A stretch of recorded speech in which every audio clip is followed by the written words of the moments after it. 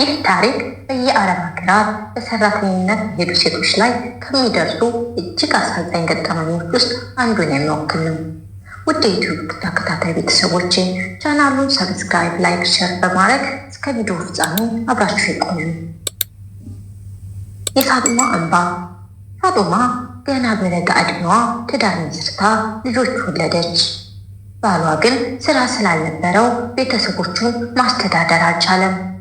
የኑሮ ሸክም ከብዶባት ልጆቿን በረሃብና በችግር ማሳደግ ስላላስቻላት ቤተሰብን ለመርዳት የዕዳ ሸክም ለመቀነስ ብላ ወደ ውጭ ሀገር ለመሄድ ወሰነች። ወኪል አግኝታ ሰነዶቿን አዘጋጅታ ወደ ሳውዲ አረቢያ በረረች። በደረሰች ጊዜ እሷ ከምትጠብቀው ሰብአዊ አያያዝ ይልቅ እንደ ባሪያ አገልጋይ ተቀበሏት። ፓስፖርቷን ወዲያውኑ ቀሟት። ነፃነቷን ሙሉ በሙሉ ገፈፉት። የቤት ውስጥ ስራዋ እጅግ ከባድ ነበር። ከንጋት እስከ ሌሊት ድረስ ሳታቋርጥ ትሰራለች። ማረፍ የሚባል ነገር የለም። ትንሽ እንኳን ብትዘገይ ወይም ስህተት ብትሰራ ወቀሳ፣ ስድብና ዛቻ ይደርስባታል። ከሁሉም የከፋው ግን ምግብና መጠጥ ይነፈጋታል። ቀጣሪዎቿ ለራሳቸው የሚበቃ ምግብ ሲያዘጋጁ ለእሷ የሚሰጧት የተረፈና ፍርፋሪ ነበር። ብዙ ጊዜ በረሃብ ታሳልፍ ነበር። ለልጆቿ አዲስ ሕይወት ልትሰጥ ብላ የሄደችው ፋጡማ እዚያ ያገኘችው የሞት ፍርድ የሚመስል ያህል ነበር። አንድ ቀን ልጆቿን ናፍቀዋት ከቤት ዘወር ብላ የባሏ ስልክ አውጥታ ደወለች። ጥቂት ቃላት ልትለዋወጥ ስትል ቀጣሪዋ ያዘቻትና ስልኩን ነጠቀቻት። ጮክ ብላ እየሰደበቻትና እየገፈታተረቻት ወደ ክፍሏ አወረወረቻት። ከዚያን ቀን በኋላ ወደ ውጭ ዓለም መደወልም ሆነ መውጣት አልተፈቀደላትም።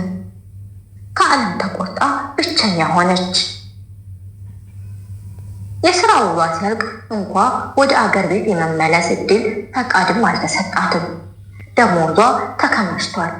ነገር ግን አሳልፈው ለመስጠት ፈቃደኛ አልሆኑም። የእኛ ንብረት ነሽ አሏት። ዓመታት አለፉ። ፋጡማ በስቃይ ውስጥ ሆና ልጆቿን አስባ አላቆመችም።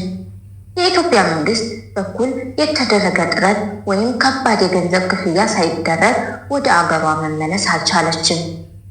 በመጨረሻም ከ5 ዓመታት በኋላ እድል ሆኖላት ሰብአዊ መብት ተሟጋቾች ባደረጉት ጥረት ወደ ኢትዮጵያ ልትመለስ ቻለች።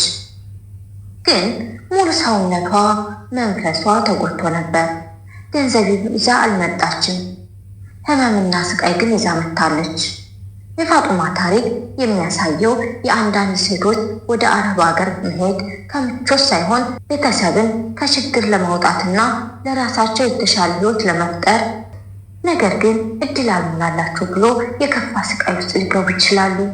እንደ ፋጡማ ያሉ ሴቶች የሰብአዊ መብቶቻቸው ተከብሮ በክብር መስራት እንዲችሉ ዓለም አቀፍ ትኩረትና ድጋፍ እንደሚያስፈልግ ይነገራል።